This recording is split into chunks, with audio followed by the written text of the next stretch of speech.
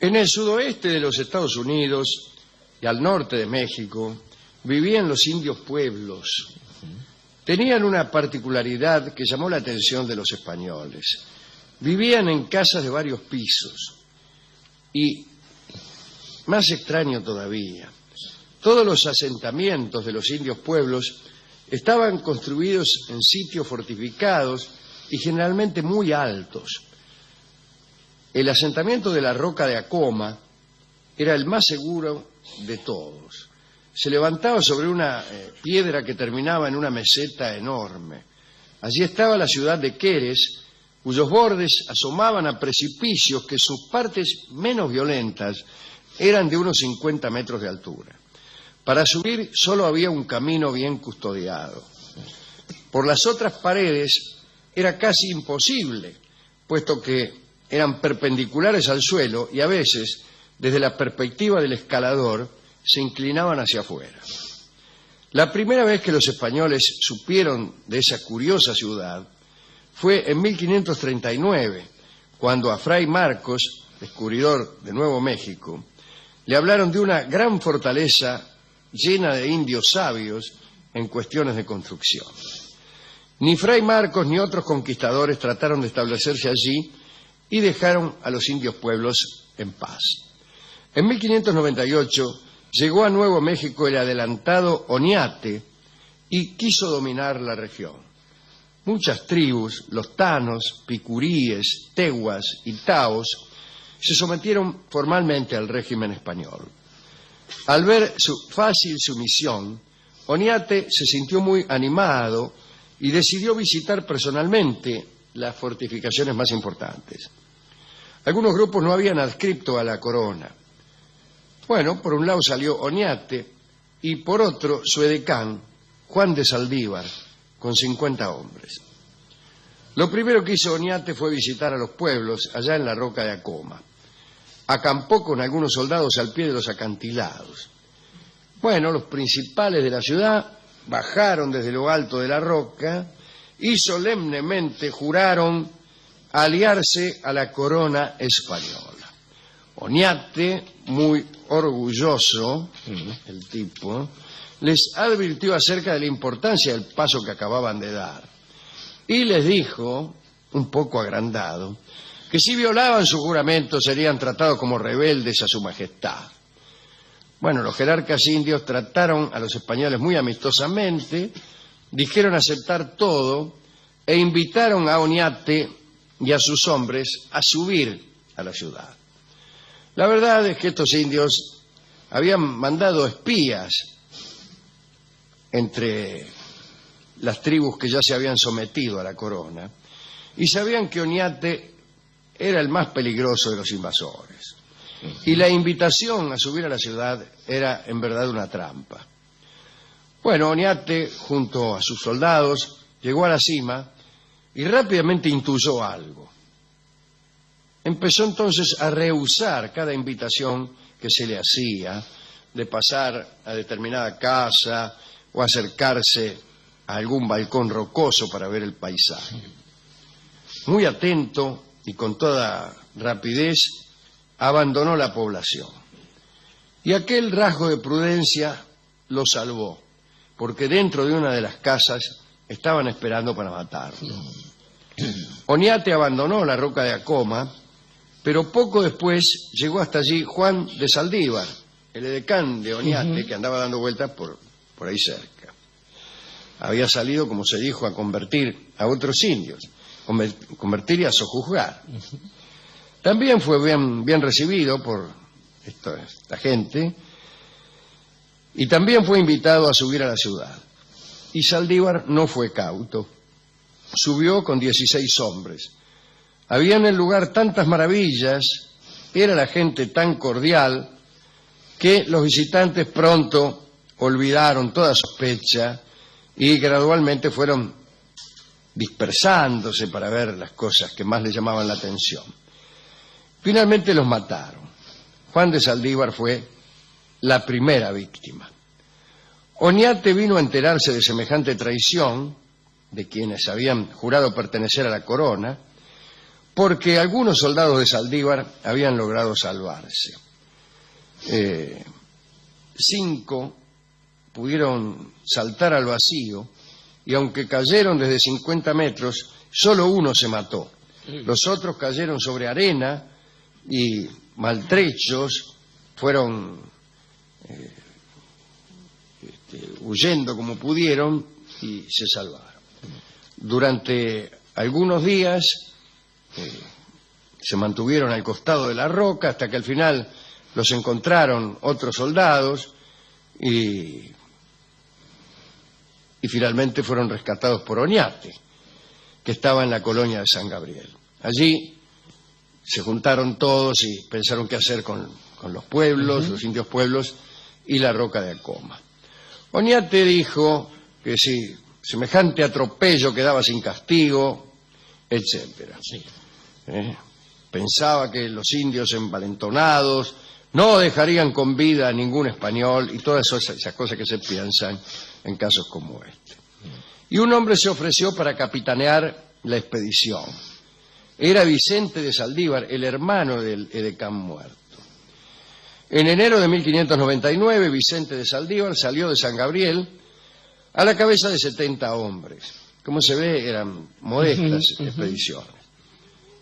Solo unos cuantos iban armados con mosquetes.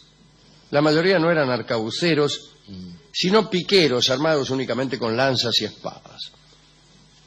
Iban arrastrando, eso sí, un pequeño pedrero, una especie de catapulta, que era su única arma de artillería, por así decirlo. Cuando llegaron al pie de Acoma, Vicente de Saldívar envió, como era formal, a un heraldo a leer la intimación a rendirse en nombre del rey de España. Dice el cronista que desde lo alto recibieron por respuesta insultos, piedras, flechas y otras porquerías. Era evidente que era indispensable tomar Acoma por asalto. Saldívar hizo disparar entonces unos pocos arcabuces por un lado, mientras que por otro hacían su ascenso la mayoría de los hombres que llevaban atado el pedrero a aquella catapulta. Bien, llegaron a la cima y empezó, según los cronistas, una de las más tremendas luchas cuerpo a cuerpo que registra la historia de América. Peleando en proporción de 1 contra 10, Saldívar se abrió camino y tomó, más bien destruyó, la ciudad de Queres, allí en la roca de Acoma. No quedó nada. Hasta tal punto no quedó nada que no existió ningún despliegue colonial. Saldívar terminó con el lugar y se retiró. En aquella lucha murieron 503 pueblos y 16 españoles. Las mujeres fueron llevadas hasta un convento en San Gabriel para que las educaran en el cristianismo. Tiempo más tarde, otros indios, también llamados pueblos, se trasladaron hasta Acoma para reconstruir la ciudad de Queres, aunque quebrantados, como para pensar en otra guerra, mostraron, eso sí, una implacable hostilidad hacia los españoles, hasta que una nueva conquista, esta vez por otros medios, vino a terminar con los enfrentamientos. Lo que sucedió fue lo siguiente. En 1629, Fray Juan Ramírez quiso ir a Acoma. Le dijeron que lo iban a matar, y no le importó, y salió solo y sin armas. Llegó hasta la roca, empezó el ascenso, y en cuanto los indios pueblos vieron que se acercaba un español, le lanzaron una lluvia de flechas. Pero no le dieron. En medio del frenesí que se había armado arriba por semejante llegada, una muchacha de Acoma tropezó y cayó por el precipicio.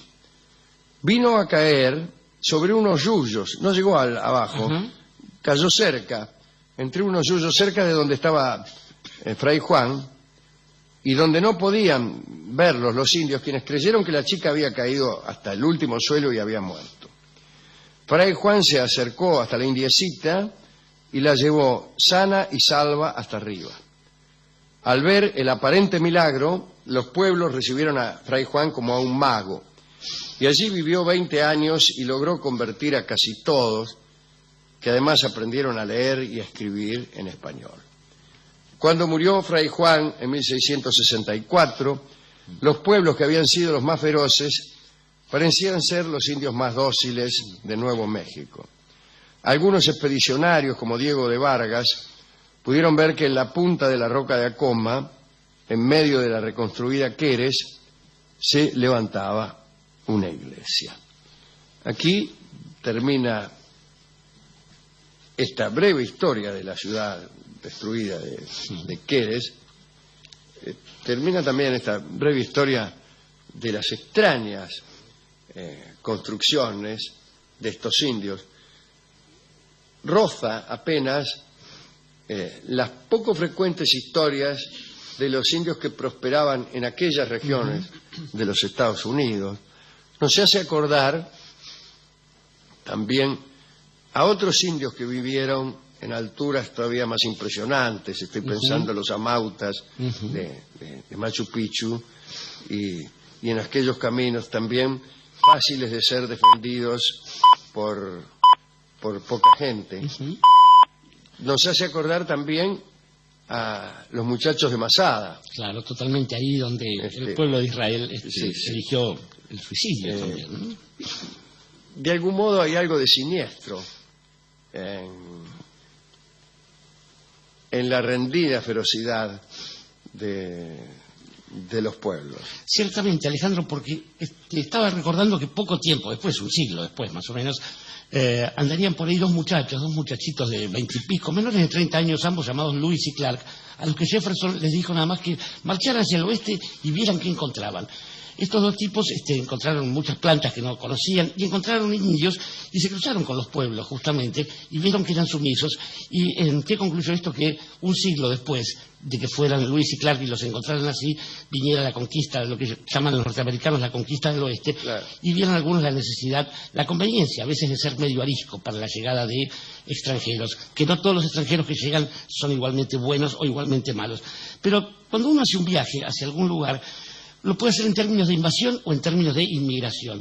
Hoy estaba disfrutando de una bella lectura donde se recuerda que a España los árabes no llegaron como invasores, sino que fueron cruzando, no hubo jamás un ejército que llegara, fueron cruzando y haciéndose amigos de las muchachas y generando una cultura maravillosa que prosperó del 711 al 1492, pero que después alguien decidió que eran invasores, en un lugar que ni siquiera se llamaba España cuando llegaron, y fueron echados malamente, quizás porque no se habían ido a tiempo.